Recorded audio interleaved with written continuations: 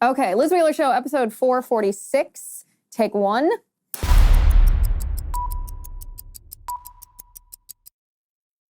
S.J. Small from Locals asks, what is your opinion on Steve Scalise, a squish or bona fide? Yes, my friends, we are going to do a question and answer episode today. You submitted your questions on Locals, you submitted your questions on Instagram, you submitted your questions on Twitter, and we have some really good questions. Questions about whether we're going to suffer a terror attack here in the United States in the wake of what has happened in Israel. Questions about the weirdest thing my toddler has ever eaten. Questions about the root of the word woke, which, you know, is one of my favorite topics to talk about. Someone asked why I'm wrong most of the time. So we are going to address that question, make no mistake. And of course, we were asked about the Andrew Tate red-pilled manosphere, and we will get to all of that and more. In addition, of course, to the politics of Iran that enabled Hamas and a couple of people who seem to be sympathizing with the Hamas terrorists. We are going to get to all of your questions. Let's start with our members on the Liz Wheeler Show community on Locals. This comes from S.J. Small. He says, what's your opinion on Steve Scalise? Is he a squish or bona fide? Now, the reason that this question is important is because Steve Scalise has won the nomination to be the next Speaker of the House. So it's a really valid question. Is Steve Scalise better than Kevin McCarthy, who was the epitome of a rhino, a swamp creature? Is he more based? Is he more America first? Or is he just more of the same? I'm afraid to tell you, my friends, that he's a squish. He is. Is he as bad as Kevin McCarthy? Well, almost. And when I say almost, let me read you his conservative review liberty score through 2022. So this is up to date. McCarthy's conservative review liberty score, which ranks members of Congress on how much or how well they adhere to conservative policies. McCarthy's score was a 54%. For anybody who doesn't remember from school, that's an F grade. That's a failure. Scalise's is a 58%. Also a failure, 4 points better than McCarthy. So I don't know. I'm not a huge fan of this. I know that Matt Gaetz has come out and said, listen, he's better than McCarthy. I think that's probably Matt Gaetz trying to save a little face for what he did. I still think that Matt Gaetz did the right thing because sometimes you have to do something just based on the principle of the thing. Even if there is not a well-constructed plan for what you're going to do next, sometimes you just have to do the right thing and figure out what to do next. So I don't hold this against Matt Gaetz. I do think that the people who have already said, the members of Congress who have said they won't vote for Steve Scalise are pretty telling about Steve Scalise's record. Chip Roy and Thomas Massey said they're no votes. Lauren Boebert, Marjorie Taylor Greene, Congress members Miller, Luna, Gimenez, Cloud, and Nels all say they're voting no. So that's some of the good conservatives in Congress who are saying no. Scalise has also raved about Zelensky inspiring Congress and inspiring the world.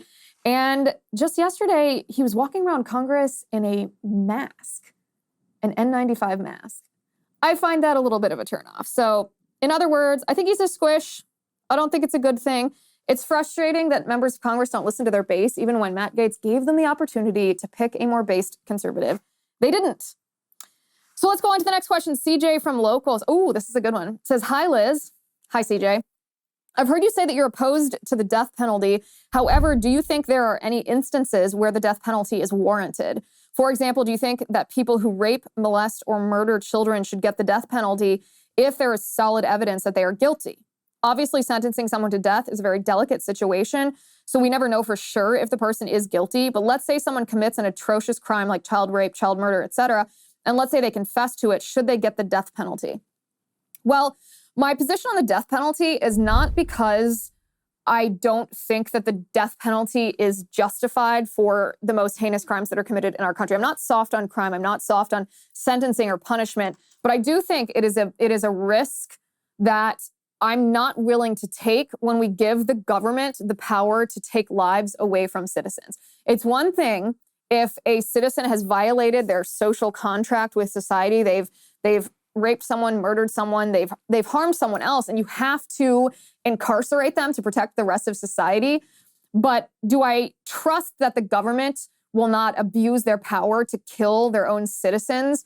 The answer to that is no. And I don't say this because I don't have faith in our justice system. I do. I say this because there have been so many cases of people who have been convicted of horrible, heinous crimes and then executed for those crimes, who later were exonerated for those crimes. Because you're exactly right. Our justice system is the best justice system in the world, but it's not perfect. It's not perfect. And to take someone's life away from them by killing them, by executing them, I am not willing to allow that kind of policy from our government when there have been so many errors in the application of this. It's unforgivable. There shouldn't be even one error in the application of this if we are to consider our criminal justice system just.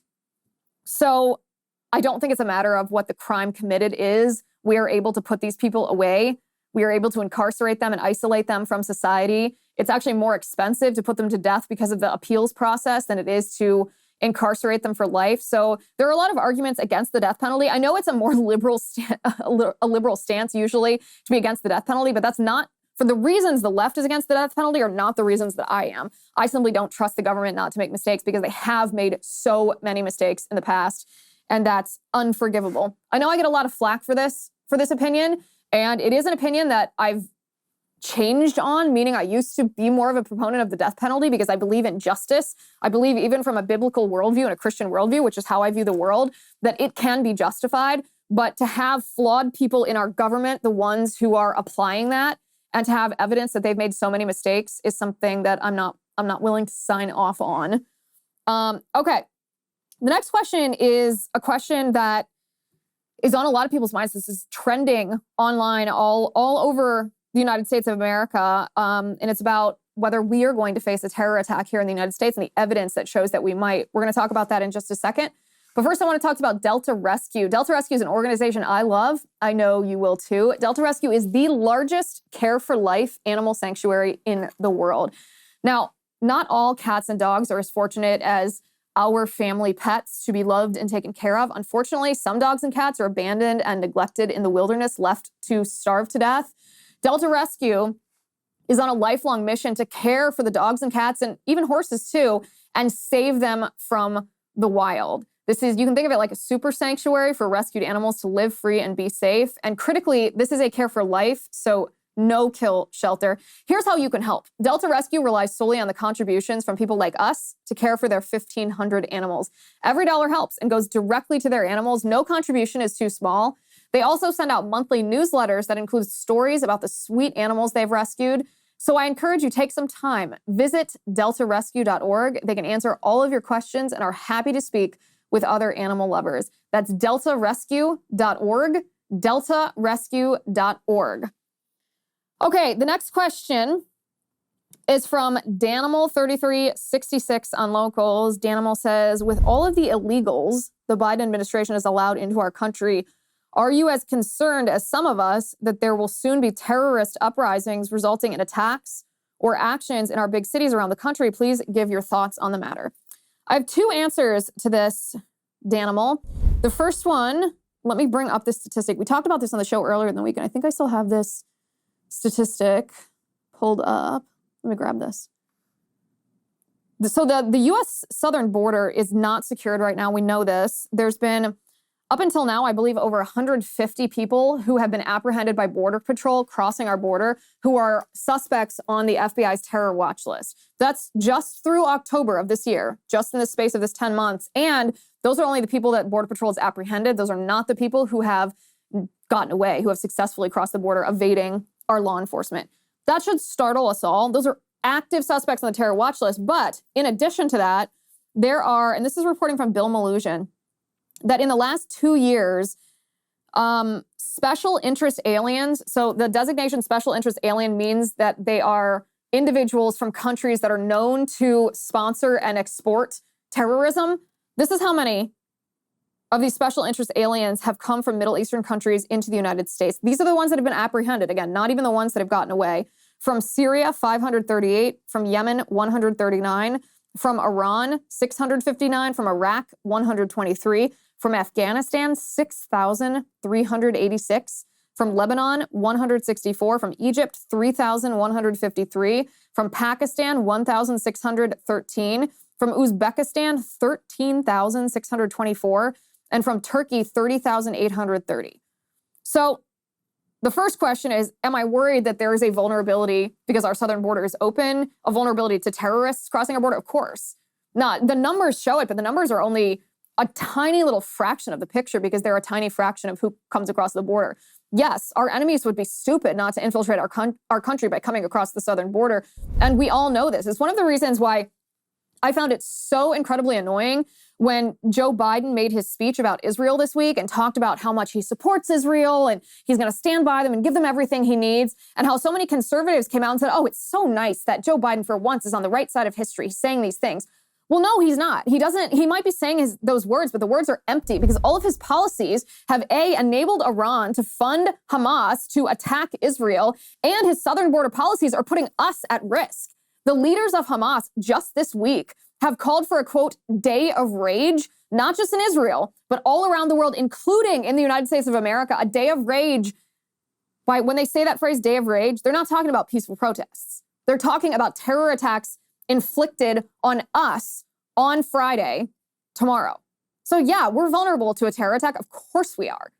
And the reason for that isn't just that evil ideologies exist. Evil ideologies have always existed and will always exist. There's no way to eradicate evil. You just mitigate it and protect yourself from it. And the Joe Biden administration is not doing their due diligence on that. So yes, we are vulnerable. Okay, over on Twitter, this is a parenting question. Verdis on Twitter says, what's the weirdest thing your kid has ever eaten? My oldest ate a cricket at 18 months old, a live one. I don't even know how he caught it, but crunch. Oh, I know some of my mom friends would laugh their heads off if their kids did that because it's funny. I would not be that mom. I would definitely be grossed out. I'm trying to think if she's eaten anything odd. She has never been a kid she's 2.5 now, by the way. She's never been a kid that put a lot of things in her mouth. Even when she was like between 6 months and 18 months, sort of that prime, oh, you find a crumb on the floor and you put it in your mouth phase. She never really did that. She never was really one to chew on a lot of toys or to like slobber all over things. So I'm trying to even think what is the weirdest thing she's eaten.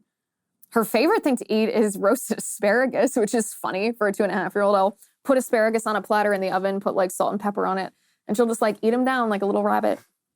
I don't know if that counts. I can't remember her ever eating bugs though. Okay, this next question, is about 2024 election. This is a good question. This is a really good question. We're going to get to that in just a second. But first I want to talk to you about the morning kick. The morning kick is Chuck Norris's drink. You know Chuck Norris. Would you believe that he's 83 years old? But he's still kicking and punching and he's still looking great. I'd never guess he was over 80. His secret is not some crazy exercise thing either. He started taking a few powerful supplements and he says now he feels better today than he has in years. These ingredients worked so well, he put them in a drink he calls the morning kick. What better name, really?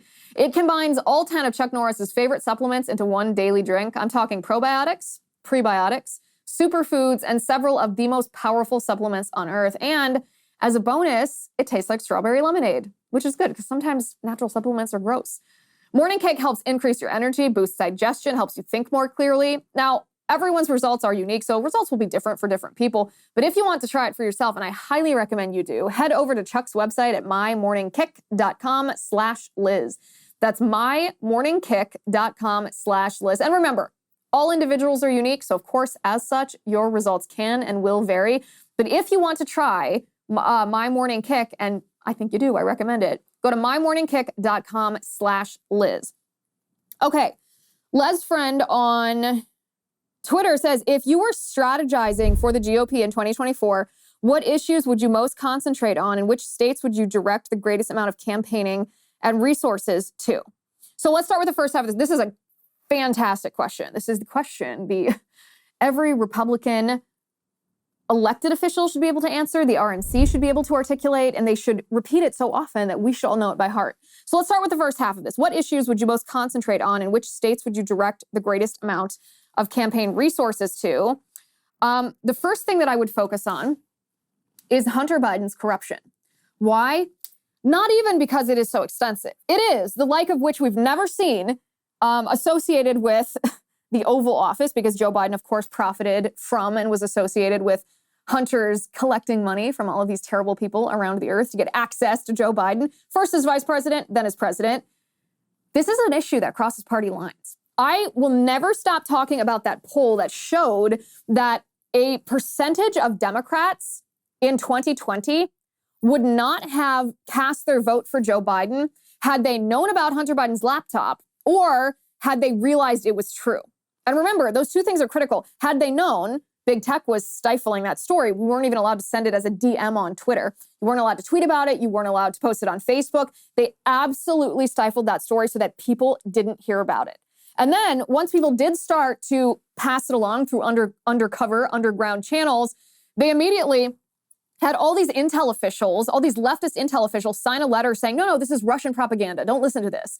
This is an intelligence operation from Vladimir Putin. And a lot of people didn't know if it was true or not. But the number of Democrats who said, had we known about this and had we known it was true, would have changed the outcome of that election, which tells me that Hunter Biden is a winning issue for recruiting Democrats across the aisle. There aren't that many issues where you can convince a hardcore Democrat or just a Democrat who's been voting for Democrats for maybe the history of their adult life. There's not that many issues that cross party lines. Hunter Biden is one of them. The other thing I would focus on is Ukraine.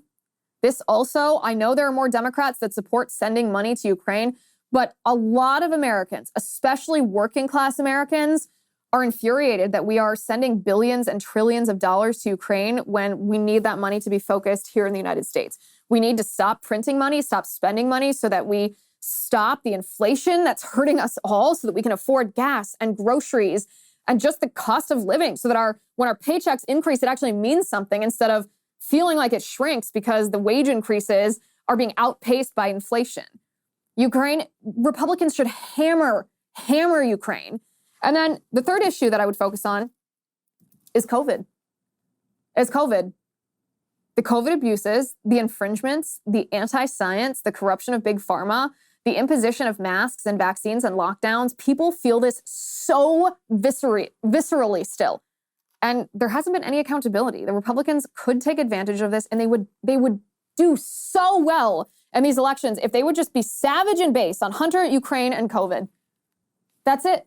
Hunter, Ukraine, and COVID. But of course, they won't because they never do. They never do. Which states would you direct the greatest amount of campaigning and resources to? I just did a whole episode, and I highly recommend that you go watch this, let me find the title of this episode. It was with Scott Pressler, who is a fascinating individual. He is on the ground doing what the RNC should be doing, but is not. And Scott Pressler is focused on the states that can be won for Republicans, but they're swing states. So like Pennsylvania is an example. I think he's in Pennsylvania right now. And he, during this episode, talked about exactly what strategy in each of these swing states will actually change the election. So Pennsylvania is one, Wisconsin is one, Arizona, of course, is one. I'm looking to see where he says he's going next. Regardless, just go back and read or watch that episode. I think the title of the episode is "This Man is Single-Handedly Winning the Election for Republicans in 2024." And it was a really fascinating conversation. And there's stuff that you and I can be doing to help. He shouldn't be doing this single-handedly. It should be something the RNC is behind. But if they're not, it doesn't mean that we should abandon this strategy. I'll give you an example of one of the things that he told me. So in Pennsylvania, there are about 80,000 Amish that live in Pennsylvania, and a lot of them don't vote. Yet Amish are committed to religious freedom, to medical freedom, to not having government tell them what to do, infringe upon their rights, on parental rights particularly. And if you can actively recruit a good percentage of the Amish adults in that community to vote, you could potentially swing Pennsylvania. The same in Wisconsin. There are truck drivers and hunters in Wisconsin whose percentage of or the percentage of them who are registered to vote is like shockingly low, yet they're truck drivers and hunters. They're probably Republicans. Republicans should be reaching out specifically to recruit them to vote. And that is what Scott Pressler is doing. Okay, my team is telling me it's episode 441. It's last Friday's episode for anybody who wants to watch it. Okay, should Israel flatten Gaza? If yes, why? If no, why? That is a good question, which we will get to in just a second. But first, I want to talk about Cozy Earth. Do you want to get the softest, most luxurious feeling fabric guaranteed? Then you need to get Cozy Earth. You guys know I love my Cozy Earth bamboo sheets. I have them on my bed at my house right now.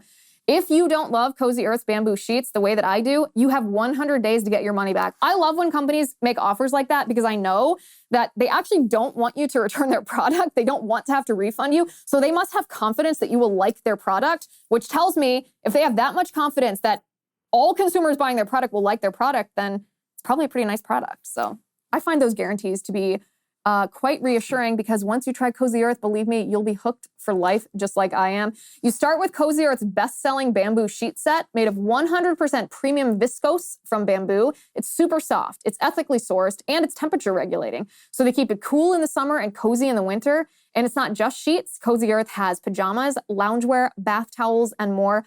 I love my Cozy Earth sheets. They're so soft, so comfy. They make my bed a sanctuary. And I have a great deal for you. If you go to CozyEarth.com and enter my promo code Liz40, you can get 40% off. It's a good deal. Take advantage of it. CozyEarth.com, promo code Liz40. CozyEarth.com, promo code Liz40. Okay, Aaron says, do you think Israel should flatten Gaza? If yes, why? If no, why? Let me answer this by saying what I think Israel should do. I think Israel should hunt down and terminate every single member of Hamas, whether they be in Gaza, whether they be in Iran, whether they be in Qatar, whether they be in the United States or anywhere around the world. It is far past time for Israel to stop negotiating with terrorists. And this is the historical context of this situation should also tell you just how good faith Israel is and just how bad faith the Palestinian Authority and Hamas are. The Palestinian Authority and Hamas have never been interested in a two-state solution. Back 70 years ago, the United Nations divided up land and said, this is the state of Israel, this is territory for the Palestinians. The Israelis accepted that, even though it's a really tiny little bit of land. The Palestinian Authority, the Palestinians, rejected that. Just within the last 2 decades, Israel has unilaterally pulled out of Gaza. They relinquished that to the Palestinians. But it was never a land dispute. They disguise it as a land dispute. The founding charter of Hamas says they want to eradicate Israel. They are a death cult. They want to die if that means that they can kill Jews in Israel. Enough is enough. Israel is so conscientious about warning the civilians in Gaza to evacuate, to get out of there, warning them before they bomb. And you know why they have to warn civilians? Because Hamas is so evil that they hide rockets and bombs and tunnels in hospitals and schools, in neighborhoods, so that they can use civilians as human shields. That's why when we saw that video of that mosque being blown up and all these leftists were like, oh my goodness, Israel bombing a mosque. They have no respect. They're not bombing military targets, they're bombing houses of worship. It's like, no, there were secondary explosions after Israel dropped those bombs on the mosque because underneath that mosque, Hamas was hiding rockets. It was a military installation. When Israel warned the civilians in Gaza to evacuate within 48 hours because Israel would be bombing Gaza, the Hamas and Palestinian Authority told the civilians not to leave. Do you know why? Because Hamas and the Palestinian Authority don't care about civilians. They are using Palestinians. They are willing to sacrifice human life of their own people if it means that they can get good PR after Israel bombs Gaza and a civilian dies. Israel should do whatever it takes for however long it takes to eradicate Hamas and the leadership of Hamas who's hiding out in Qatar. So I don't know if I'm going to answer the question yes or no. Should they flatten Gaza? Should they flatten Hamas? Oh, yeah. All right, Red Pillaging on Twitter says, oh, this is a good question. This is one of my favorite topics. Thank you for asking this. Are the roots of the word woke from Marxism or liberalism? Okay, so first let's talk about classical liberalism, if you will, Enlightenment liberalism. Enlightenment liberalism never worked. This idea, this sort of libertarian idea that you don't have to govern with any morals, has failed. We can see that in our own country because look at the cultural madness that we're existing in. The Republican Party has embraced this idea of Enlightenment liberalism, and it just doesn't work. You have to, in a society, You have to have bedrock principles, and you have to educate your citizens on those bedrock principles. And yes, sometimes it's the government's role to do that, especially when it comes to children, especially in the public school system. The origin of the word woke is traced, and I trace this back in my book. We can go to Camp to see a nice shot of it. If you haven't gotten it, go ahead and go get your book. Hide your children. The origin of the word woke is traced back to Paulo Freire. Paulo Freire was a Brazilian Marxist who suggested that teachers shouldn't teach children facts and knowledge because Marxists don't believe in objective truth or reality. So he said, well, what teachers are teaching students is just the prevailing political narrative. So it's essentially like oppressors indoctrinating children in what they believe. He said instead of that, teachers should teach children a worldview, how to think, how to view the world. And this worldview, Paulo Freire he wanted to awaken the children's critical consciousness. Well, what's critical consciousness? Critical consciousness is viewing the world through a lens of Marxism, labeling every person or every demographic as either oppressed or oppressors to agitate the two against each other in hopes of a Marxist revolution. This critical consciousness, that's wokeness. It's under a different name because the Marxists of today, the modern Marxists in America, try to hide it because they don't want people to recognize it. But the roots of wokeism are Marxist. But what has allowed wokeism to become so rooted in our society is Enlightenment liberalism that does not fight for a moral order because they just want to be able to do whatever they want. They think liberty equals license versus liberty allowing us to achieve virtue. I talk about this more in my book. You should get it. Okay, Jason Clark from Twitter says, will you retract your unfortunate claim about babies being beheaded by people from Palestine? By people from Palestine? Dude, what is your problem? They're terrorists. By people from Palestine? Are you out of your freaking mind? Terrorists from Hamas murdered babies, and the babies were decapitated. And I know that there were people on Twitter being like, oh, we haven't seen video. How do we know proof of this? Well, have you seen video of Abraham Lincoln being assassinated? No, I don't think so. And yet, oh, you believe that? Even CNN has confirmed that the Israeli prime minister has confirmed that toddlers and babies have been decapitated and beheaded by Hamas terrorists. The evil is so unspeakable. I do not understand, actually. This is one of the most shocking things for me this week. I did not understand how deeply embedded into the leftist mindset in our country, in the United States, anti-Semitism is. Like, you're denying these atrocities. Would you have denied the Holocaust too? Because what's happening in Israel is what happened during the Holocaust. It's what ISIS did. Why are you denying it? Because you have political differences with the government of Israel? Listen, there can be good faith differences on what you think Israeli government policies should be. There can be good faith discussions on what you think the role of the United States should be in a conflict between Hamas and Israel. That's fine. You can be an isolationist and say, well, I don't think U.S. should be involved. Or you can say, yeah, this is different. The U.S. shouldn't stand by. It's different than Ukraine and Russia. And we should give Israel aid so that they are not wiped from the face of the earth. You can have that discussion. Go ahead. You can have a discussion about whether you think Israel should retaliate against Hamas with overwhelming force or whether you think that they should do targeted assassinations of just the terrorists. You can have a good faith discussion about that. But this is the part I don't get.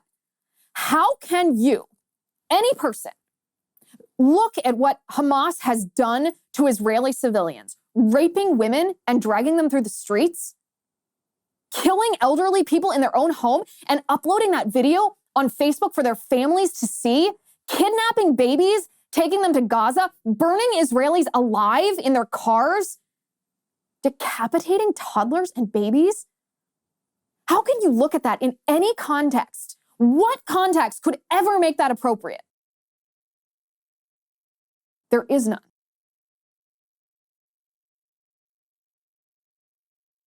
So no, I will not retract my accurate reporting of what Hamas has done to Israel, because it seems to me that the more people who are denying it the way you're denying it, the louder and more often people like me have to say it.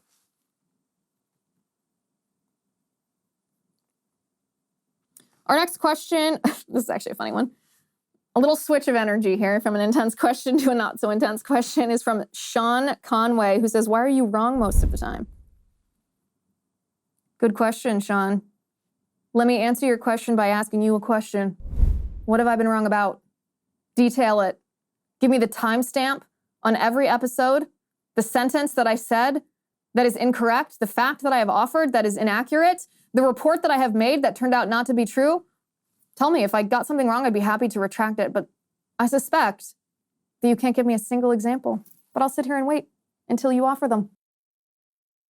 All right, Carl Hunt says, who's really in charge of the Democrats? They always seem to follow the leader as if they don't have an opinion. Yeah, this is a good question. Like, who's controlling Biden? I suspect it's Barack Obama. I suspect that Barack Obama is essentially the shadow president in his fake third term. It seems to me that the ideology coming from the Biden administration is in alignment with Barack Obama. Aria from Instagram says, talk about the Islamic regime and Iran's asset in the Pentagon. You know what? I was hoping that we would get a chance to talk about this all week. I intended to bring this up, and then different stories kept taking precedent and we never got to it. So maybe we'll do a longer piece on this next week. But it is really interesting how the Iranian regime infiltrated the Department of Defense right here in the United States. And we didn't even hear about this, by the way. I'll post this article on Locals and on Twitter. I think I already posted it on Twitter, but I'll post it again. It's from Tablet Magazine, talking about how a Biden administration official essentially helped put an Iranian spy ring in positions of power in the Biden administration. And these Iranian spies, all their emails, all their contacts, all their behavior shows that they're being controlled by the Iranian regime, and they're impacting Joe Biden's policy. It's totally shocking. I'll post the article because you guys, it's complicated. It's convoluted, as spy rings always are, but it's like reading a spy thriller. It's fascinating, but it's also shocking that this happened in the United States government. So I'll post the link to that.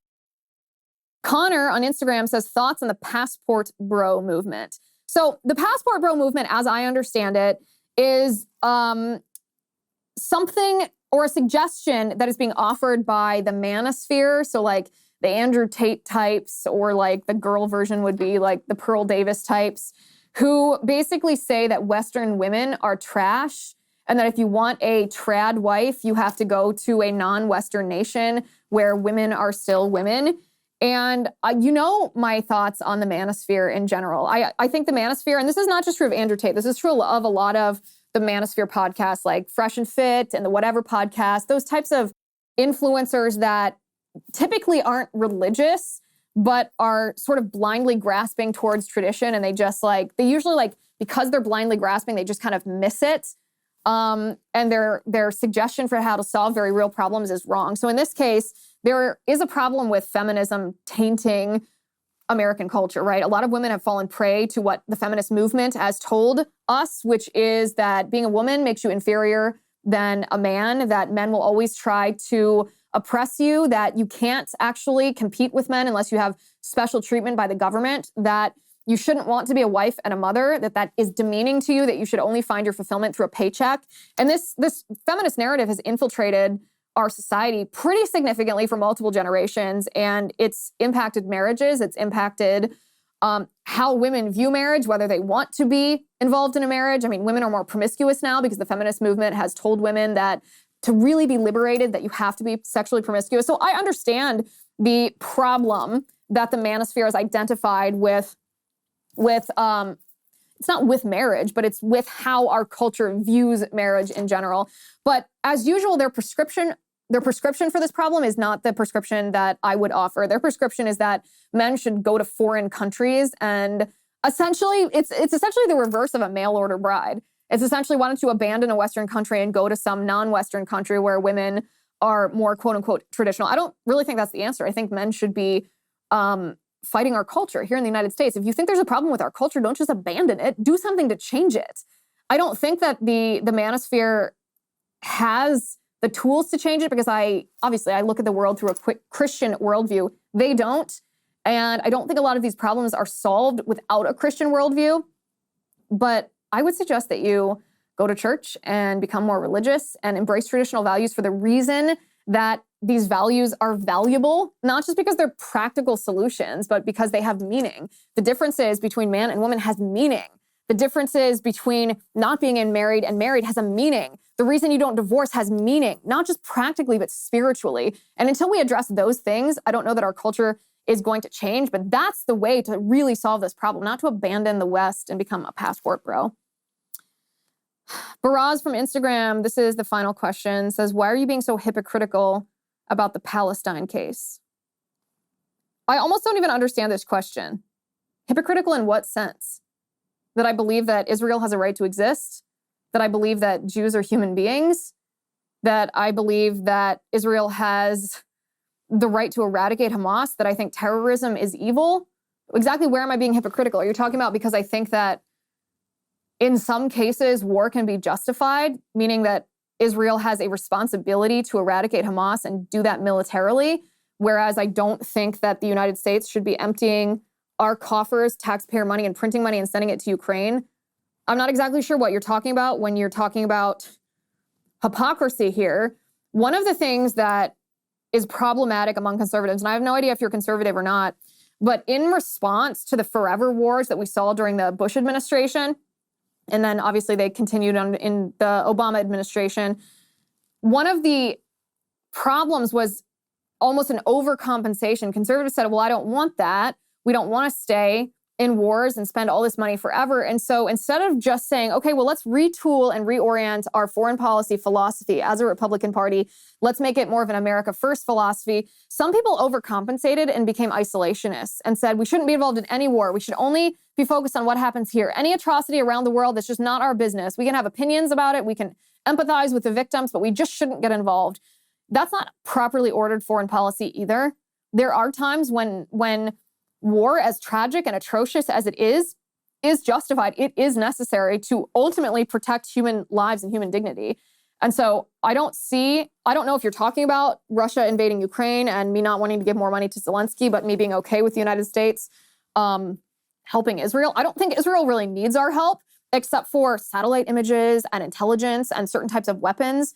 I don't think that we're going to send American boots on the ground. It's not going to become us fighting that war. Israel can take care of themselves. There's no problem with us helping to make it as quick and as effective as possible. Because that's the other thing. Israel doesn't want to engage in a forever war. They want to have this military action done as quickly as possible and as effectively as possible. So I'm not exactly sure what you mean when you say hypocritical, except that it seems that you might be falling for the propaganda coming from the left that Israel is bad and what Hamas did to the civilians in Israel is somehow justified. And if that's your take, maybe I'm putting words in your mouth and I don't want to do that. But if that's your take, that's a terrible take.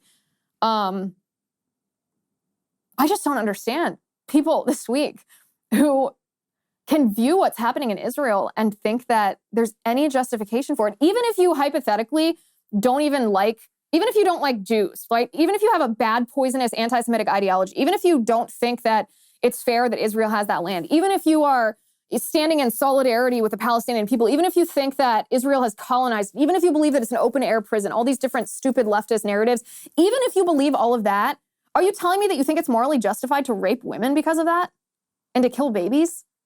Because I don't know what kind of worldview that is, except an evil worldview.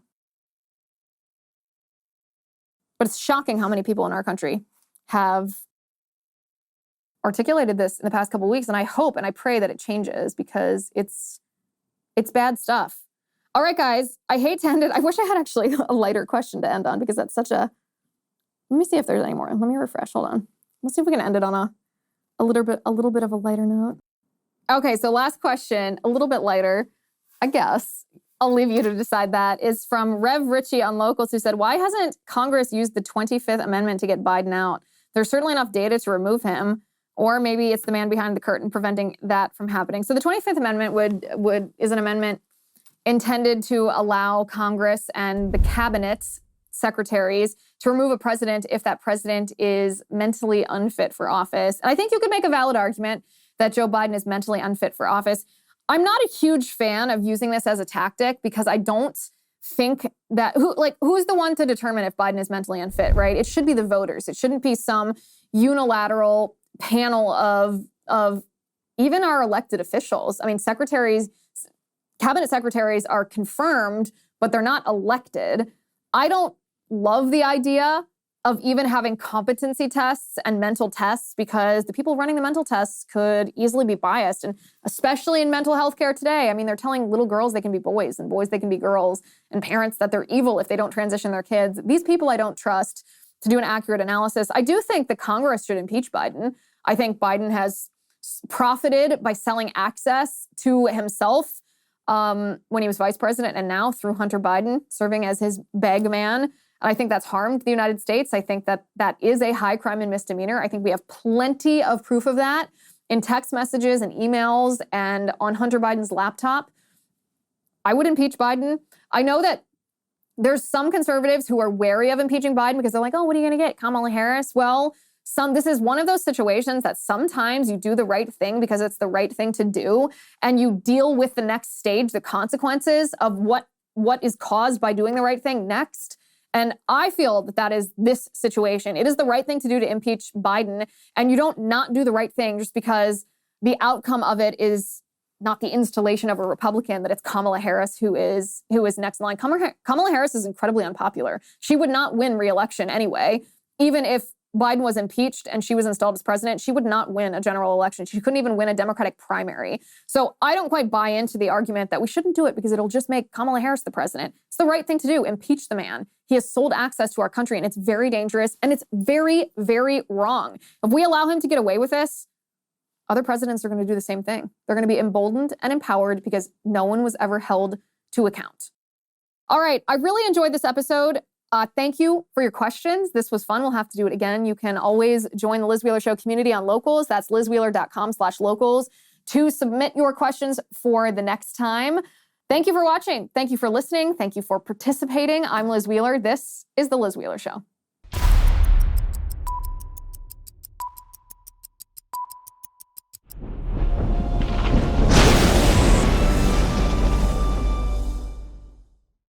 If you haven't already, give this video a thumbs up, hit the subscribe button below, and ring the bell to make sure you never miss a video.